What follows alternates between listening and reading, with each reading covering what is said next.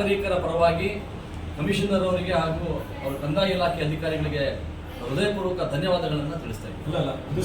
ಇವತ್ತು ಬಂದಿದೆ ಸರ್. ನಾಳೆಯಿಂದ ಬ್ಯಾಂಕಿನ ಚಲನ್ ಕಟ್ಟಲಿಕ್ಕೆ ಕೌಂಟರ್ ಕೂಡ ಇಲ್ಲೇ ಬರುತ್ತೆ. ಸೊ ಇದೆಲ್ಲ ವ್ಯವಸ್ಥೆ ಮಾಡ್ತಿದ್ದಾರೆ, ನಾವು ಕೇಳದೇನೆ ಮಾಡ್ತಾ ಇದ್ದಾರೆ. ಅದಕ್ಕೆ ನಾವು ಅವರಿಗೆ ಅಭಿನಂದನೆ ಹೇಳ್ತಾ ಇದ್ದೀವಿ. ಮಾಡಿದಾಗ ನಾವೆಲ್ಲರೂ ಕೂಡ ಮಾಧ್ಯಮದಲ್ಲಿ ಮತ್ತು ಸಾರ್ವಜನಿಕವಾಗಿ ಟೀಕೆ ಮಾಡುವಂಥ ಸಹಜ, ಅದು ಅವ್ರ ತಪ್ಪು ಸರಿ ಮಾಡ್ಕೊಳ್ಳಿ. ಹಾಗೆ ಒಳ್ಳೆಯ ಕೆಲಸ ಮಾಡಿದಾಗಲೂ ಕೂಡ ಇವತ್ತು ಸಾಗರದ ಮಾಧ್ಯಮದವರು ಇವತ್ತು ಆ ಒಳ್ಳೆಯ ಕೆಲಸವನ್ನು ಕೂಡ ಪ್ರತಿಬಿಂಬಿಸುವಂಥ ಕೆಲಸ ಮಾಡ್ತಾ ಇದ್ದಾರೆ. ಹಾಗಾಗಿ ವಿಶೇಷವಾಗಿ ಮಾಧ್ಯಮದವರಿಗೆ ಮತ್ತು ಆ ಒಳ್ಳೆಯ ಕೆಲಸವನ್ನು ಮಾಡ್ತಾ ಇರುವಂಥ ನಮ್ಮ ಏನು ಚೀಫ್ ಆಫೀಸರ್, ನಮ್ಮ ಇಲ್ಲಿಯ ಕಮಿಷನರು ನಾಗಪ್ಪ ಮತ್ತು ಇಡೀ ನಗರಸಭೆಯ ತಂಡ, ಅವರಿಗೆ ವಿಶೇಷವಾಗಿ ಎಲ್ಲ ಸಾಗರಿಕರ ಪರವಾಗಿ ನಾವು ಹೃತ್ಪೂರ್ವಕವಾದ ಕೃತಜ್ಞತೆಯೊಂದಿಗೆ ಅಭಿನಂದನೆ ಸಲ್ಲಿಸ್ತಾ ಇದ್ದೀವಿ. ಸರ್, ಈ ಮುಖಾಂತರ ಇನ್ನೂ ಒಳ್ಳೆಯ ಕೆಲಸಗಳು ನಮ್ಮ ಸಾಗರದ ನಾಗರಿಕರಿಗೆ ನಿಮ್ಮ ಮುಖಾಂತರ ಆಗಲಿ. ಹಾಗಾಗಿ ಇದರ ಉಪಯೋಗವನ್ನು ಏನು ಏಪ್ರಿಲ್ ತಿಂಗಳ ಒಳಗಡೆ ನಾವು ಸ್ವಯಂ ಘೋಷಿತ ಆಸ್ತಿ ತೆರಿಗೆ ಏನಿದೆ ಅದನ್ನು ನೀರಿನ ಕಂದಾಯ ಮತ್ತು ಮನೆಗಂದಾಯ ಅದನ್ನು ಕಟ್ಟಿದರೆ 5% ರಿಯಾಯಿತಿ ಅಂತ ಇದೆ, ಅದನ್ನು ಎಲ್ಲರೂ ಉಪಯೋಗಿಸ್ಕೊಳ್ಬೇಕು ಅನ್ನೋದನ್ನು ಕೂಡ ಈ ಸಂದರ್ಭದಲ್ಲಿ ವಿನಂತಿಯನ್ನು ಮಾಡ್ತಾರೆ.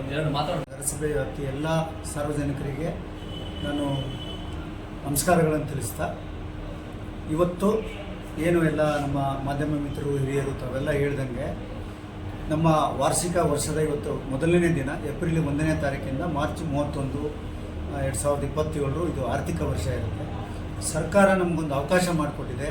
ಯಾವ ಸಾರ್ವಜನಿಕರು ಏಪ್ರಿಲ್ 1ರಿಂದ ಏಪ್ರಿಲ್ 30ನೇ ತಾರೀಕಿನವರೆಗೆ ಯಾರು ಬಂದು ಕಂದಾಯವನ್ನು ಪಾವತಿ ಮಾಡ್ತಾರೆ ಅವರಿಗೆ ವಿಶೇಷವಾಗಿ 5% ರಿಯಾಯಿತಿಯನ್ನು ಕೊಡಬೇಕು ಅಂತ ಒಂದು ಆದೇಶ ಮಾಡಿದ ಮೇರೆಗೆ ನಾವು ಅದನ್ನು ಇವತ್ತಿನ ಅಳವಡಿಸ್ಕೊಂಡಿದ್ದೀವಿ. ಯಾರು ಬಂದು ಪಾವತಿ ಮಾಡ್ತಾರೋ ಅವರಿಗೆ 5% ರಿಬೇಟ್ ಸಿಗುತ್ತೆ. ಮತ್ತು ನೀರಿನ ಕಂದಾಯಕ್ಕೂ ಸಹ ಇಲ್ಲೇ ನಾವು ಚಲನ್ಗಳನ್ನು ಹಾಕ್ಕೊಡ್ತೀವಿ. ಈಗ ಅಲ್ಲಿ ವ್ಯವಸ್ಥೆ ಏನು ಮಾಡಿದ್ದೀವಿ ಅಂದರೆ, ಸಾರ್ವಜನಿಕರು ನಾವು ಒಂದು ಲೆಕ್ಕಾಚಾರ ಮಾಡಿಕೊಡೋದು, ಅವರು ಇನ್ನೊಂದು ಖಾಸಗಿ ಸೈಬರ್ ಅಥವಾ ಇನ್ನೊಬ್ಬರ ಹತ್ರ ಹೋಗಿ ಅಲ್ಲಿ ಚಲನನ್ನು ತಯಾರು ಮಾಡಿಸ್ಕೊಂಡು ಬಂದು, ಅಂದರೆ ನಮಗೆ ಕಂದಾಯ ಕಟ್ಟೋದಲ್ಲದೆ ಆ ಕಂದಾಯ ಕಟ್ಟೋದ್ರಲ್ಲೂ ಅವರಿಗೆ ಒಂಥರ ಓಡಾಟಗಳು ಆಗಬಾರ್ದು ಅನ್ನೋ ಉದ್ದೇಶಿಸ್ತಾ ನಾವು ಸಿಂಗಲ್ ವಿಂಡೋವನ್ನು ಮಾಡ್ಕೊಂಡಿದ್ದೀವಿ. ಇಲ್ಲಿ ನಾವು ಸಾರ್ವಜನಿಕರಿಂದ ಅವರ ಕಳೆದ ಸಾಲಿನ ಏನು ಕಟ್ಟಿದ್ದಾರೆ ಆ ಚಲನನ್ನು ಜೆರಾಕ್ಸನ್ನು ಇಸ್ಕೊಡ್ತೀವಿ, ಅವ್ರಿಗೊಂದು ಟೋಕನನ್ನು ಕೊಡ್ತೀವಿ, ಅವ್ರ ಫೋನ್ ನಂಬರ್ ತೊಗೊಳ್ತೀವಿ.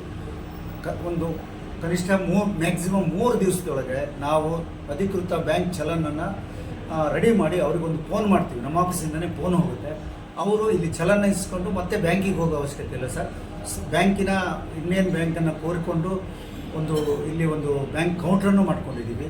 ಇಲ್ಲೇ ಅವರು ಜಮಾ ಮಾಡಿಬಿಟ್ಟು ಮತ್ತೆ ಅವತ್ತೇ ಈಗ ನಮ್ಮ ಸಾಗರ ಇರ್ಬೋದು, ಎಲ್ಲ ಪುರಸಭೆ ನಗರಸಭೆಗಳಲ್ಲಿ ಒಂದು ನಾನೇ ಒಪ್ಪಿಕೊಳ್ಳಬೇಕಾದದ್ದು ಕೆಟ್ಟ ಸಂಪ್ರದಾಯ.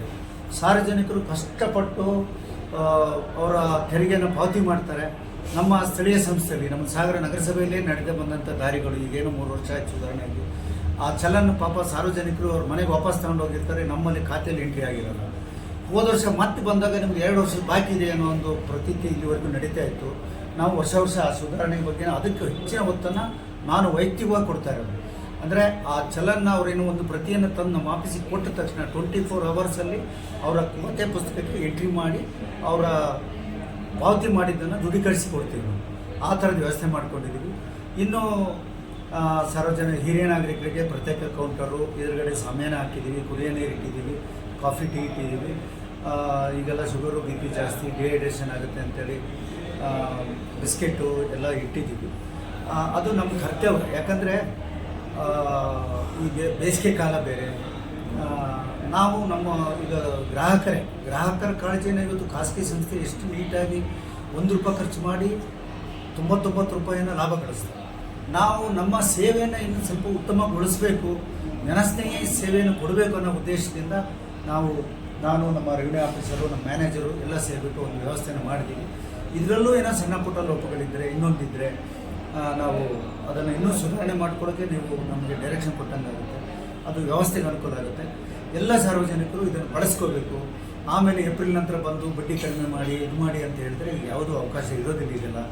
ಅದರಿಂದ ಸದುಪಯೋಗ ಮಾಡ್ಕೊಳ್ಳಿ ಅಂತ ಹೇಳ್ತಾ ಎಲ್ಲರಿಗೂ ಮತ್ತೊಮ್ಮೆ ನಮಸ್ಕಾರ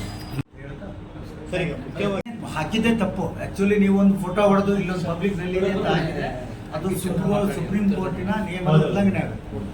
ಅಂದ್ರೆ ಕೆಲವೊಂದು ಮನೆಗಳಿಗೆ ಸರ್ ನಲ್ಲಿ ಹಣ ಕೊಟ್ಟು ನಲ್ಲಿ ತಗೊಳಕ್ ಆಗಲ್ಲ, ಬಡ ಮನೆಗಳಿಗೆ ಆ ಥರದ ಅವಕಾಶ ನಮ್ಮಲ್ಲಿಲ್ಲ. ಅವರಿಗೆ ಅದಕ್ಕೆ ಅವ್ರಿಗೆ ಏನು ಮಾಡಬೇಕು ತೊಂದರೆ ಆಗ್ತಿದೆ. ಜಾತಿ ಇದೆ BPL ಫ್ಯಾಮಿಲಿ ಆಗಿದ್ರೆ ನಮ್ಮ 7.25 ನಾವು ನಲ್ಲಿ ಹಾಕ್ಬೇಕು.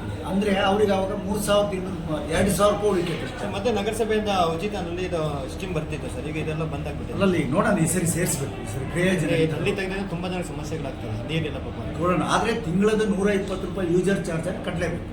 ಸರ್ಕಾರಿ ನಲ್ಲಿ ಇದ್ರು ಸರ್ಕಾರಿನಲ್ಲಿ ಇಡೋದೇ ಇಲ್ಲ, ಹಾಂ. ಇಡೋದೇ ಅಪರಾಧ. ಇದ್ದಿದ್ದೇನಂತ ನಮಗೆ ಮೊನ್ನೆನೇ ಗೊತ್ತಾಗಿದ್ದು, ನನಗೂ ಗೊತ್ತಿಲ್ಲ ನಲ್ಲಿ ಇದಾವಂತ. ಯಾಕಂದರೆ ಈ ಊರಲ್ಲಿ ನಲ್ಲಿ ತಗೊಳ್ಳೋಕ್ಕಿಂತ ಮುಂಚೆ ಇದ್ದಿದ್ದೆ ಒಂದು 20 ವರ್ಷ ಇರ್ಬೋದಾ ರಾಗಣ? 20 ವರ್ಷದಿಂದ ಯಾರು ಮನೆಯಲ್ಲಿ ಇರಲಿಲ್ಲ, ಎಲ್ಲರೂ ಬೀದಿನಲ್ಲಿನೇ ಹಿಡಿದಿದ್ದಾರೆ. ಸರ್, ಇಂಥ ಮನೆಗಳಿಗೆ 125 ತಿಂಗಳಿಗೆ ಕಟ್ಟಲೇಬೇಕು.